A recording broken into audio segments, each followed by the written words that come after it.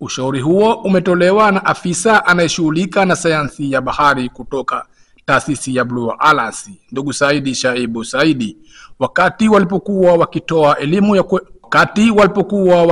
elimu ya kuwajengea uwezo wavuvi huko katika hoteli ya Mantarifu Vumawimbi. Amesema lengo la ushauri huo ni kuwataka wavuvi kuepuka kuwavua baadhi ya viumbe vilivyomo baharini pamoja na kufuata sheria zilizowekwa na serikali. Taarifa hizi ni muhimu sana, tunazitumia sisi, lakini vile vile serikali pia atakimwizo nazitumia kwa ajili ya maendeleo katika maeneo yetu.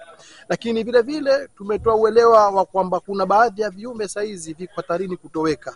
Napo pia tumejenga uelewa kwamba haviruhusiwi kuvuliwa, lengo kabisa kwamba waache kabisa kuvua hivyo viumbe, kwa sababu sasa uvunaji wa kupita kiasi itapelekea viumbe hawa kuweza kumalizika baharini, lakini vile vile bahari yetu kuweka kuwa jangwa, kwa sababu viumbe vingi vinapotea na vinatoweka. Kwa hivyo basi, kwa upande wake mwenyekiti wa kamati ya uvuvi shehia ya Makangale, Salim Mkada Muhamadi, amesema kamati itaendelea kutoa mashirikiano kwa wavuvi.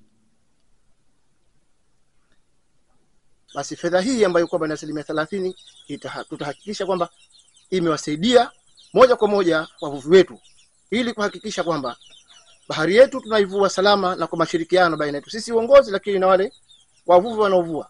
Ni kwamba hapa tumeunga kitu cha mashirikiano na mawasiliano yaliyo mazuri, kuhakikisha kwamba bahari yetu tunaivua katika mfumo ambao kwamba unatakiwa, maelekezo ambayo yanatolewa ni idara ya uvuvi, lakini mashirikiano ya Blue Alliance katika kulinda bahari, tuhakikishe kama sisi wavuvi tunayafuata na tunaelekeza kwa maslahi yetu binafsi. Naye afisa wa doria kutoka Blue Alliance, Haji Ali Juma, amesema licha ya juhudi ambazo wanazifanya katika kulinda uharibifu wa bahari, zipo baadhi ya changamoto ambazo hukutana nazo, huku sheha wa shehia ya Makangale, ndugu Saidi Alikombo, amesema uongozi wa shehia hautamvumilia mtu yoyote ambaye atahusika na uvuvi aina ya kasa.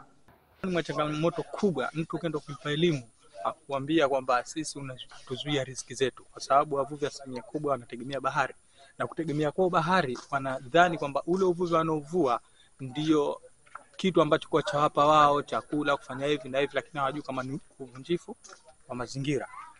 Ni kitu ambacho kuwa kinakatazwa, na halafu ni kitu ambacho kuwa ni hatarishi.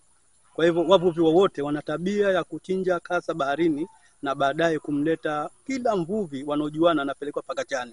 Hiyo siri nimeshaijua, na nina formers wazuri tu ambao kwa nimeweka majumbani, na sitommezea mtu wowote au sitomfumbia jicho wowote ambaye kwa atakuja na kasa kwenye majumba kwa ajili ya kuliwa.